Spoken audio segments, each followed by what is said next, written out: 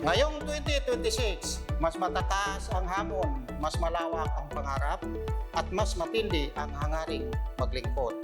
Ito ang ating layunin, sama-sama nating itaguyod, pagkakaisa, malasakit at maayos na kinabukasan para sa ating kooperatiba.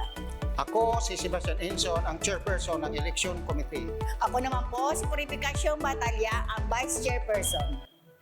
Sa March 15, tayo po ay muling magtitipon-tipon sa ating Annual General Assembly meeting at muling maghalal ng mga panibagong opisyalis ng ating kooperatiba. Ang halalang ito ay ating pagkakataon na ipakita ang tunay na demokratikong pamamahala ng mga kasapi, sama-sama nating gawing makabuluhan ang ating pagboto para sa kinabukasan ng simbayanan.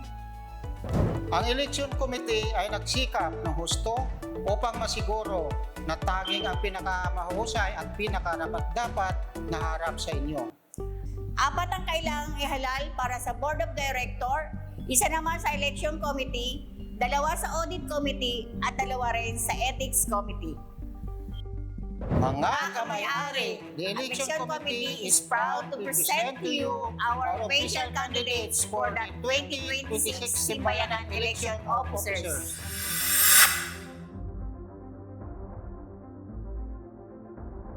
Jojo Iborra, 59 years old, tumatakbo bilang Board of Directors, kabahagi ka sa pinagkaisang tagumpay. Lloyd Novales, 30 years old, tumatakbo bilang Board of Directors, kabahagi ka sa pinagkaisang tagumpay. Eufrosina M. Mercado, tumatakbo bilang kandidato sa Board of Director, kabahagi sa pinagkaisang tagumpay. Magandang araw mga kapanalig. Ito po si Father Anton Pascual, tumatakbo bilang lupon ng patnututan sa nalalapit na General Assembly and Election Officers. Makita-kita po tayo sa ating napakagandang tema ng ating ika-35 taong anibersaryo, kabahagi sa pinagkaisang tagumpay. Anong say? Kapanalig. Pagpalain tayo ng Diyos. Siksik-liglig, umaapa.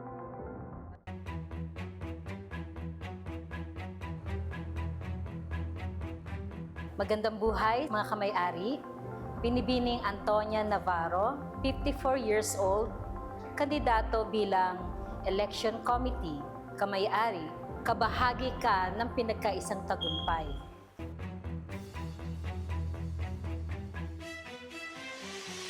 Ako po si Edin Lubrio, 48 years old, tumatakbo bilang Audit Committee, kabahagi ka sa pinagkaisang tagumpay. Ako po si Teodora R. Moreno, 65 years old, tumatakbong bilang audit, kabahagi ka sa pinagkaisang tagumpay.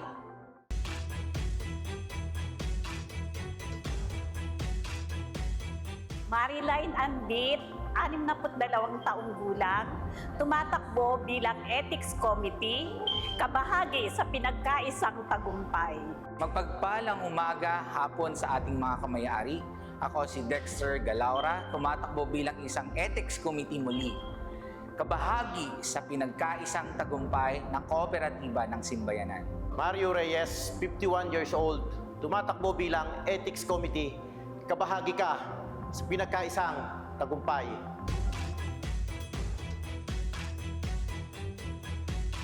Upang mas makilatis at masuri ninyo ang mga kandidatong ito, inanyayahan po namin kayong dumalo sa talakayan, the Candidates Forum, saan maaari natin silang tanungin at kilalanin ng personal. At siyempre, huwag nating kalimutang dumalo at bumoto sa ating Annual General Assembly meeting at Election of Officers sa March 15, 2026, Linggo, RP Cruz Senior Elementary School. Muli, kami ang inyong Election Committee.